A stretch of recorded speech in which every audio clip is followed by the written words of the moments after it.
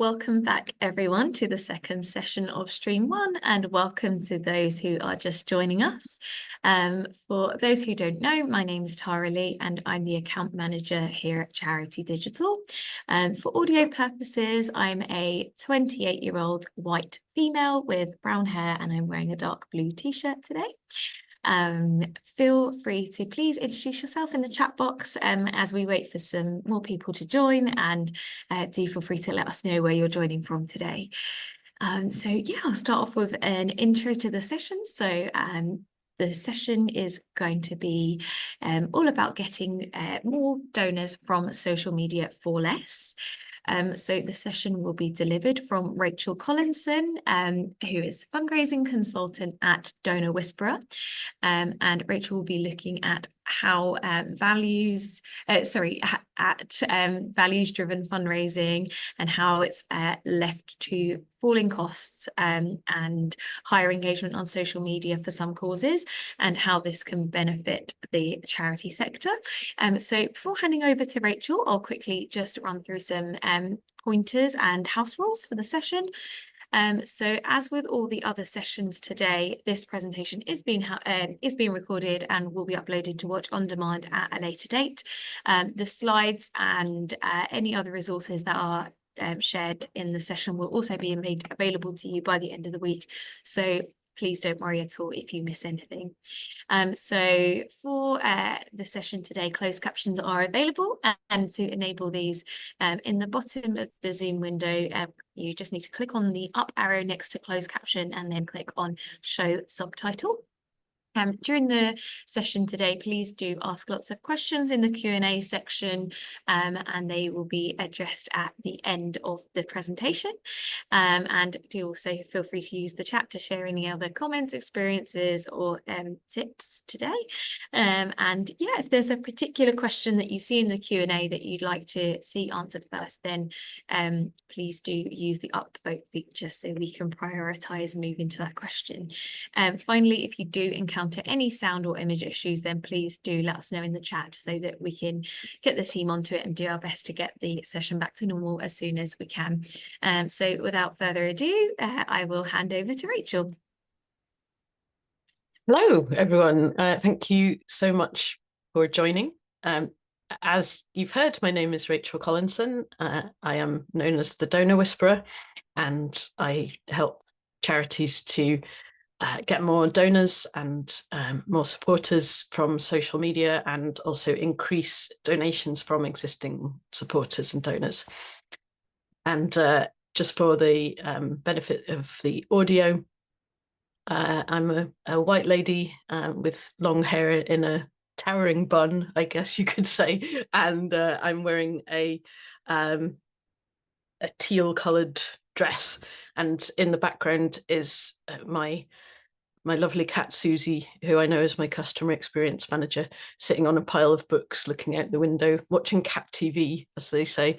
And she's actually covering up my book in the background, which is called The Giving Code, and is available from all good bookshops as well as some bad ones. Today I'm going to talk to you about how to get more donors from socials at £1 or less per sign up. If my technology is actually going to work, hopefully, yes, here we go. I've worked with nonprofits all over the world for over 20 years now, heading up for 25 years actually, from massive nonprofits like Greenpeace to tiny nonprofits like Wales for a Better Europe. And these are what you're seeing on the screen. I have lots of logos for different charities like Which, United Nations Association, Alzheimer's Society, Amnesty International, Stroke Association, Leprosy Mission, Anti-Tribalism Movement, the Wildlife Trusts, War Child. Like there's just a sample of the charities that I've worked with, and the over 300 that I've helped to grow. And I specialise in helping social enterprises, campaigns and causes grow using digital media. So actually it goes beyond social media into email and other types of media. I would love to know a little bit about you, because this is not about me. This is about you. So please tell me in the chat what your job title is and tell me your favorite emoji, please. I'm not sure if I can actually see the group chat here. I'm gonna okay, all right. Alas, I will not be able to see all of your favorite emojis. Oh, what a shame. Okay, never mind. That's my mistake. Okay, but I hope you're all busy, looking at each other's favorite emojis. I can't see what you're putting in. So yeah. So before I get started, a note of caution. So I'm going to give you some results that my clients have achieved, but these are not usual. The nonprofits that you're going to hear about are honestly really extraordinary, and the reason they're extraordinary is because they are courageous, and that is the way that the more courageous you are, the more donors you can attract, the better results you can get using social media. So let me tell you about my story and my part of my journey into discovering values-driven fundraising. I got blackmailed. Yes, well, kind of. This is an example of the kind of blackmail that I regularly receive, and I'm sure you do too. So this is an example of a recent fundraising appeal that I class as this kind of emotional blackmail. You may write things like this yourself, and that's okay. That's okay, because everybody has been trained to do this kind of stuff. But I want to show you a better way, and that creates more lasting relationships and more lightness in people's lives. And more loyalty from any donors that you attract. So for the benefit of audio, what I'm showing is a screenshot of a typical fundraising campaign. It's been redacted to protect the guilty. And the text says, the conflict in the Middle East is devastating lives. Millions of people across the region have fled their homes in search of safety. They urgently need shelter, food, and basic supplies. Name of Charity has launched the Middle East humanitarian appeal for people affected by the ongoing conflict in Gaza, Lebanon, and the wider region. Donate today. All donations will make a difference. And then there's a link. And so it shows a lady with a headscarf clutching a young child sitting amidst the rubble of a destroyed building, with the red capital letter text saying Middle East humanitarian appeal and donate now at name of charity. So I'm being a little hyperbolic here, but I do consider this emotional blackmail. And the reason is because it's guilt driven. I look at this image and I feel guilty because my life is so much better than this poor lady's and her child sitting in her bombed out house. It's also the worst case scenario.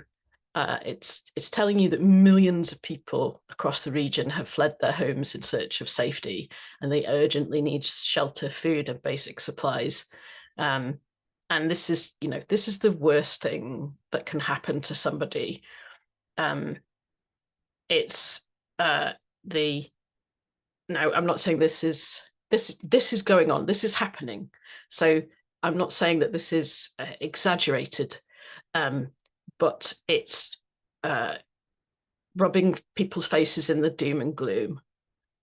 Another example of this is kind of poverty porn, the kind of appeals that you see with children who are on the brink of starvation, with flies on their face and that kind of thing. And what happens is this kind of very dramatic worst case scenario fundraising triggers an effect, a psychological effect in human beings, and it's called the 4F effect. You may have heard of that, and it's the fight, flight, freeze, or fawn effect. And none of those are really what you want when you're doing fundraising. You don't want people to fight you.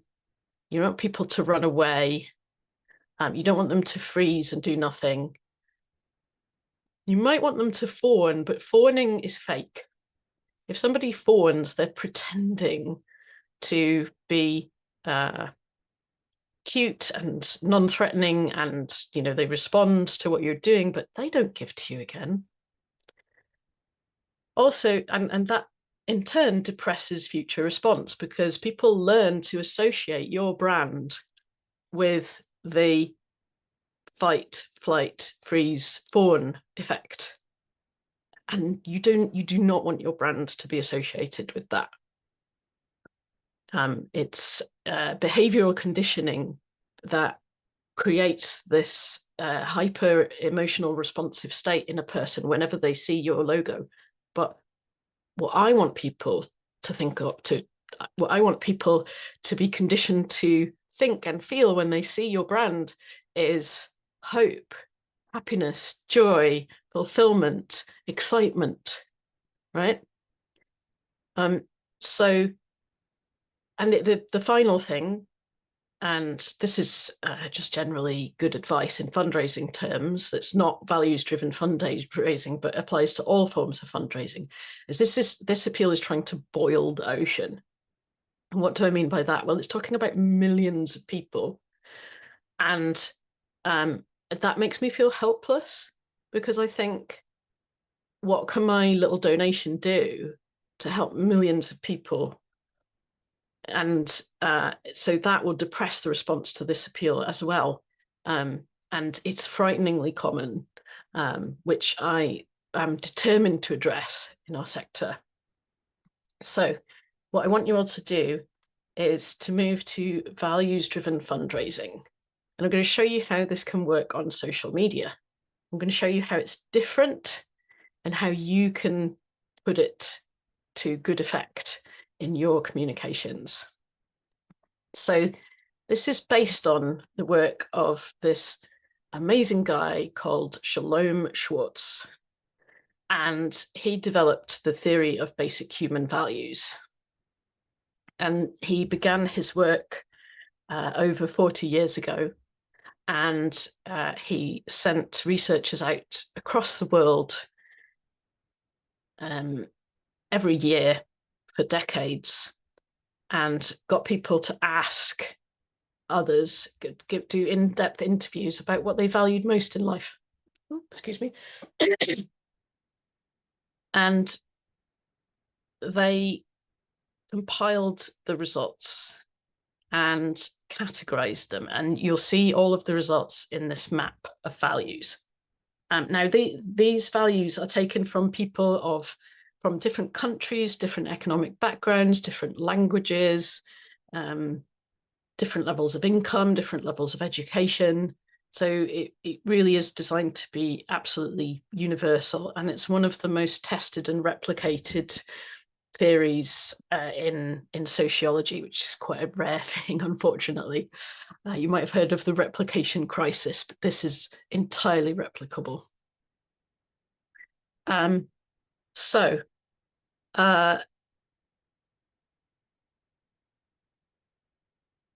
What I'd like you to do is just look at this map of values and think which ones you relate to most. Now, this is a little bit scary for me, because I made a prediction, which is in this envelope. It's sealed. I made a prediction about which values most of you would hold, but I can't see the chat, so this is not gonna work. So what you can do, if you want to see, if you're curious about the results, is just put in the chat if you relate more to blue values. Just put blue. if you look at this map and you see the kind of red, orange, purple values, and you relate most to those, put red in the chat. And if you look at the green, the green sector of the map, the sort of yellowy green or the dark green, or any green area, and you relate most to those values, put green in the chat. And I think I'm going to need to rely on Charity Digital staff here, or uh, people who are supporting the conference, to tell me what which colour is most numerous in the chat.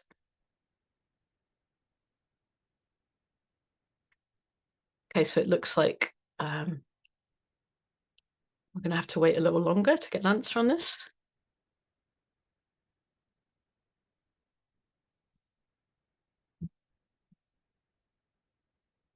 So while I wait to hear back, the way this map is designed is, if the values that are around the edge of the map are values that are unlikely to be held by the same person at the same time. So like the further apart a value is, the more unlikely it is to be held by the same person at the same time. So for example, if you look at the top, you see the value of freedom. That's very, very unlikely to be held at the same time as preserving my public image or authority. And you can see how those are those values are poles apart, if you will. The values in the middle are more likely to be universal values, so they're more likely to be held by more people at the same time. And okay, so apparently there's lots and lots of people saying green, and I'm now going to open the envelope, and inside, there we go. You should be able to see my writing. I think mostly green,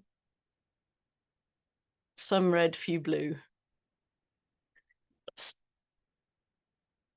Okay, so you can see the power of this to predict the values of people. I find that most of us in the sector have kind of green values. Some of us have the ready kind of values, and some of us have blue, but the vast majority of us have green values. And I've given each of these a nickname to help you remember them. And the green values I class as elvish values, because if you're a fan of J.R.R. Tolkien, or you've even just seen a Lord of the Rings movie, or you're aware of the kind of lore, this really, it matches up so well with the values of the elvish race in Tolkien's work. And you can kind of see that if you look at the map. So yeah, most of us are elves. I am unashamedly elvish. We're kind of, what people call social justice warriors, or bonkers hippies in pejorative terms. And yeah. Now, some of these elvish values are closer to the orangey, pinky, purpley, reddy colours, and some of them are closer to the bluish values. But we'll come on to more of that in a minute. So it may be that some of your donors have elvish values, or you may be a cause that attracts lots of people with elvish values. And these people are motivated to give or to interact on social media because they want to protect the environment, or they want social justice. People like us also want a sense of agency in improving the world. We want to look at something and go, yeah, I did that. I played a part in that. Something changed because of me. And we want to create meaning in our lives. Meaning is so, so important to us. And what I find is that often we expect all of our donors to have the same values as us. So this dogged me throughout my formative years being a campaigner and a fundraiser. I would put out very elvish messages into the world, and I would think, why is no one giving? Why are all these people shouting at me? And it was purely because my values were different to theirs, and I was putting all my elvish values into what I was communicating, and the people I was talking to didn't share those values. And if someone tries to force their values on you, you react badly. And I saw that at first hand. I've had some very horrible messages on social media, as I'm sure you have as well. So let's move on to the next values group, the blue people. And these are typified by hobbits in Tolkien's work. So if you think about the affinity with the Shire that the hobbits have, they're, you know, very much focused on tradition, on sticking to themselves, comfort and security and safety, sort of traditional family values, as we might say. Now, as someone who has very elvish values, I do look down on hobbits a bit, and it's not good. Because, you know, I'm humbled by Tolkien's writing, because it's a hobbit who rescues the world from unbridled power, basically. So I've learned to love hobbits dearly, and they are motivated to give and to support you by things like paying back a perceived kindness, a personal relationship they want to maintain, or they may support you because they've simply got into the habit of giving, or it's their faith tradition to give, or they want to protect the people closest to them, or they want to generate a sense of belonging. So hobbits are the mainstay of regular donors to good causes in the UK. They are the ones taking the ring to Mordor. They are they form the, you know, they're the sort of people, like my father-in-law, who I share a house with and have caring responsibilities for. And his life is so different from mine. What he values is so different.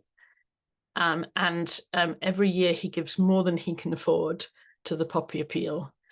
He supports the Royal British Legion. And, you know, again and again and again, he will give to that one cause because it's personal to him, and it's his habit, it's his tradition, and he's fiercely protective of his loved ones. That's his main focus in life, is his family. And it's all about those closest to him in life and his experiences with them. So often in the charity sector, we find ourselves as fundraisers with elvish values. We're a lot of the time we're writing direct mail appeals to hobbits, or we're communicating on social media with hobbits. This is not always the case. There are some causes that are very, very different and speak to people with different values. But I just want to talk about this because it's a very regular clash of values that happens. And often when our appeals fail, or our social media posts fail to get any likes, or even worse, get a ton of comments that are horrible or challenging or just racist, that is a clash of values between us, the elvish types, and the people we're trying to reach, who are often hobbity. Then we have the dwarves. And again, this is a values type that I struggle to relate to. Well, I say struggle to relate to. I'm married to a man who is the epitome of dwarvish values. So I do relate to dwarves, actually. But in fundraising terms, I just struggle to relate to their motivations. So people with dwarvish values are all about getting ahead, keeping up with the Joneses, being cool, being brave, being strong, having all the money. And I'm sure you can think of someone in your life who has those dwarvish values. My husband just really, really wants to own a Tesla or a Maserati, a car, and I'm just like, why? What's the point in that? But it's his, it's his lifetime ambition. And I think, I've learned over the course of all of my work to be less judgmental about people, because dwarves are often going to be your major donors. They're going to be people with a stack of cash that they've worked really hard to earn, or perhaps that they've inherited, and they they want to spend it in a way that shows their virtue and their generosity. And so they're the kind of people who want their name on things, or they may be the people who are doing extreme challenges for you because they want an exciting life and they value daring. And they'll be the people that get sponsored and raise thousands for you through sponsorship because they're just they like showing off. And we all have all of these values within us, but it's just that our priority generally. So the dwarves can relate to mature love or wisdom, forgiving people, but their priority in life is having influence, being ambitious and successful, and so on. So their motivations for giving to you or for interacting with you and your cause are because they want to build or maintain this public persona. They are motivated by peer pressure or others' expectations. They may be quite transactional, so they may donate in return for something back. That's, Andrew Carnegie is the very, very typical dwarvish donor. They want to leave a mark on the world, or they will benefit personally from your cause succeeding. So, sometimes you'll find that a dwarvish donor has a particular life-threatening condition or rare disease, and they will donate millions of pounds to try and find a cure for that, as just one example. So, so far so new. I hope you're feeling some sense of recognition. You may see a cat tail wave in front of me. Is because my customer experience manager demands her daily pay. So how does this look? You're probably wondering.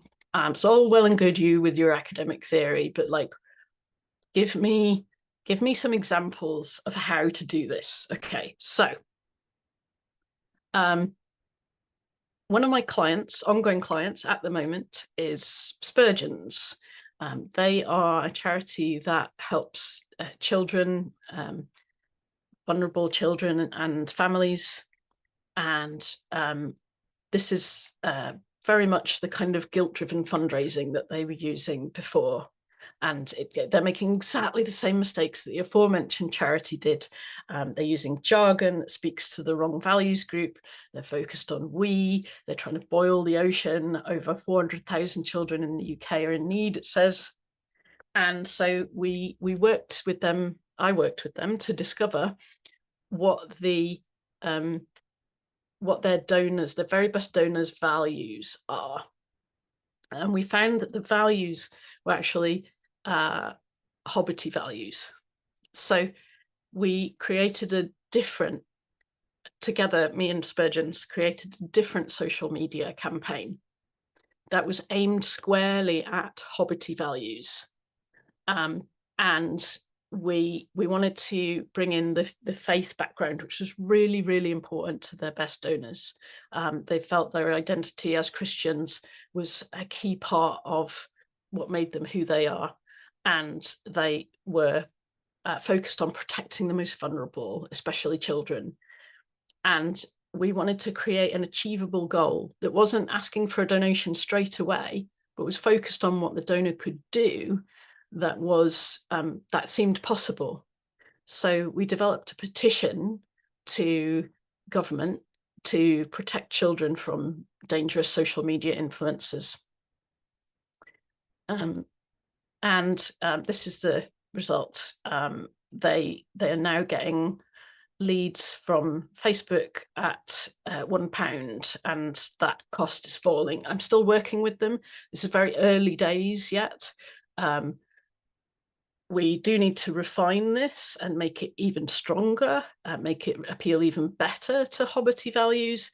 This is purely the first attempt, and already we're getting a £1 cost per result.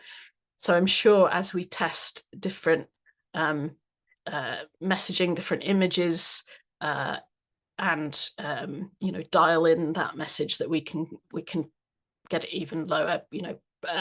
Probably using video will help with this as well, because just an image, that's a more expensive way to attract attention on Facebook. So there is another example, but I'm being encouraged to move on to the Q&As.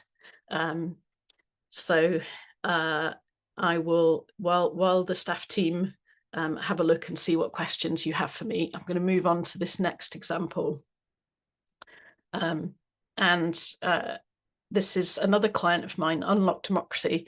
Very, very difficult cause to raise money for because it's so abstract. They want to get the United Kingdom to have a written constitution.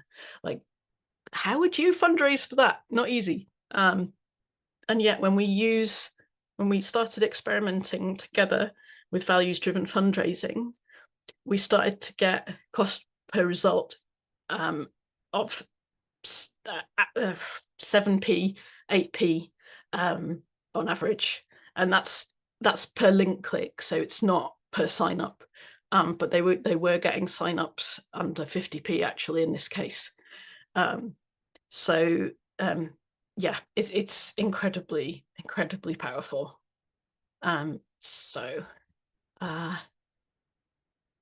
Okay,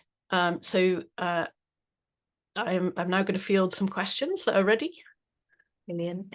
Thank you so much, Rachel. And yeah, sorry to prompt you to move on. It's just conscious no of worries at all. the restrictions, and love to get onto some of the audience's questions. So starting off, oh sorry, I've just done something to my screen, so I can't see where I'm looking. One of the questions that's been quite highly upvoted is from somebody who said, "Hi, I work for the organisation used as an example.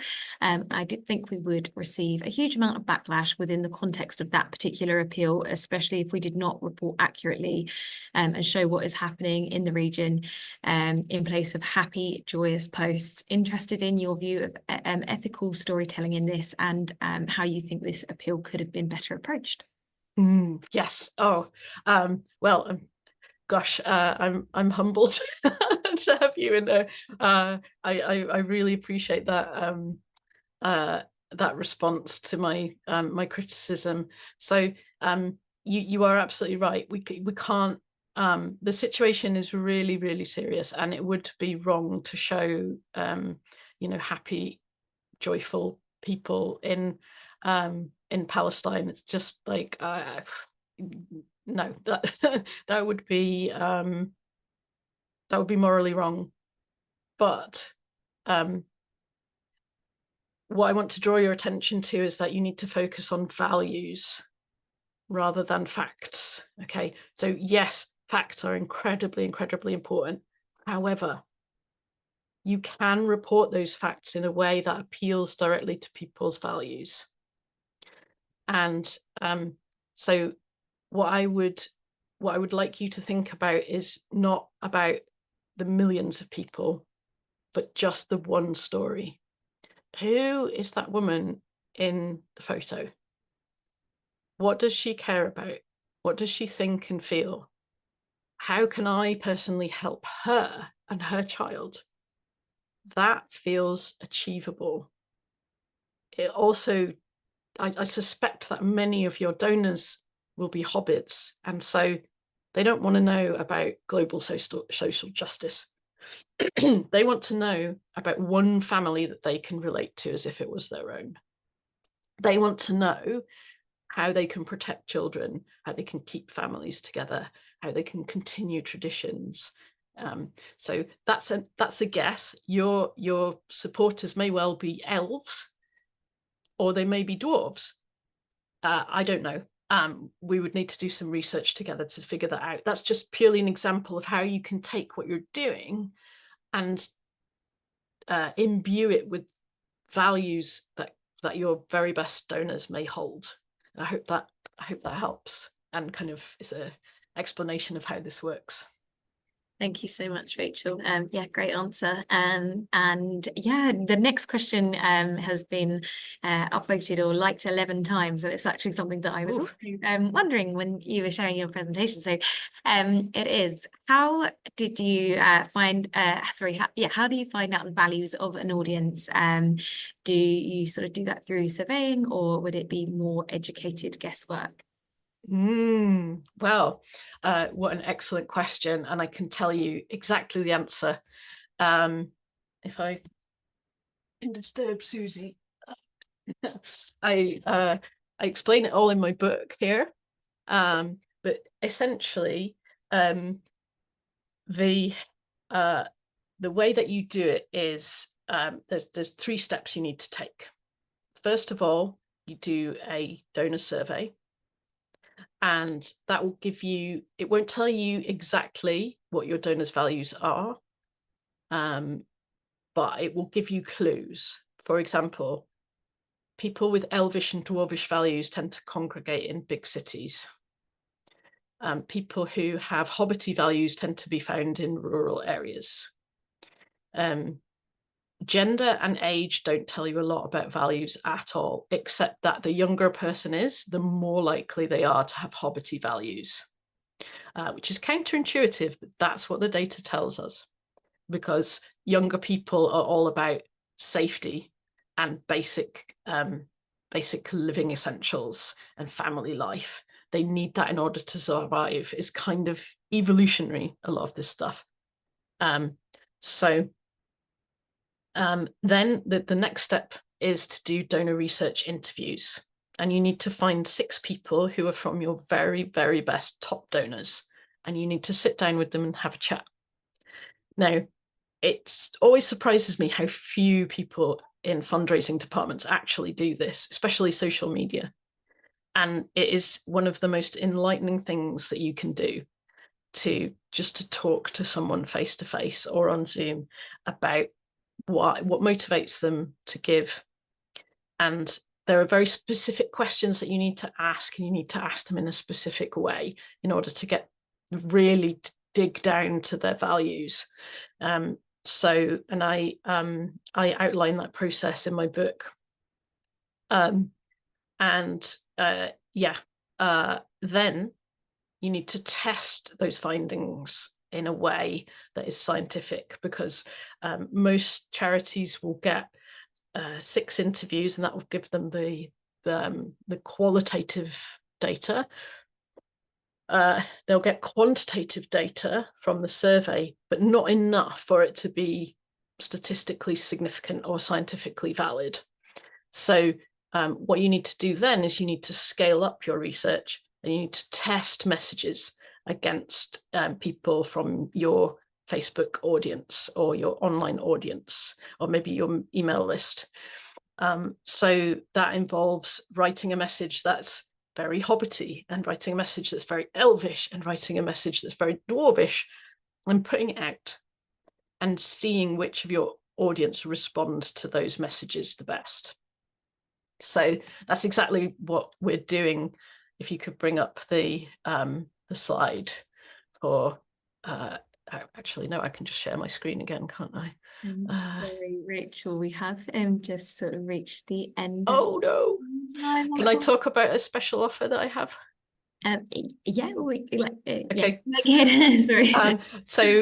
Yeah, very quickly, if you want to get a personal time with me about how you can apply these ideas to your nonprofit starting immediately, I'll give you an hour of my time for free. I'm sorry to rush through this, but that's the link. If you're a head of fundraising or communications, or you're a CEO and you're a decision maker and you want to get a free hour of my time putting together a plan as to how you can apply this to your nonprofit, please go to whisper.ist/breakthrough and book an hour of my time, and I'll give you it for free. So that's a special offer. It's being it's here and nowhere else at the moment. And please, whisper.ist/breakthrough. And if a staff member could pop that in the chat, I would be very grateful. Sure, we will do. Thank you so much, Rachel. And yeah, sorry again. My pleasure. That's all right. No, I'm sorry to. You're absolutely fine. Yeah, just conscious of the amount of amazing sessions we've got lined up. Of course, yes. Things flowing. But yes, that is all we have time for. And thank you, Rachel, so much again for joining us today. And as a reminder to anyone who's joined the session, that the session is recorded and will be uploaded to watch on demand within a week's time, and the slides and other resources will be shared with you by the end of the week. And I'm also conscious that there were some questions that we didn't quite get to, but really pleased, Rachel, that you've also shared that you're happy for people to reach out to you. So I'm sure that you'll be able to support. Please do. I will. As well. So yeah, moving on, I'm really pleased to share that the next session will be starting shortly, and it will be a panel discussion that's sponsored by our friends at Go Donate, and it will be on how to simplify donor journeys. So please do join us for that, or alternatively, please feel free to head back to the agenda and check out what's going on in stream 2. So yeah, thank you so much, and we'll see you soon for the next session.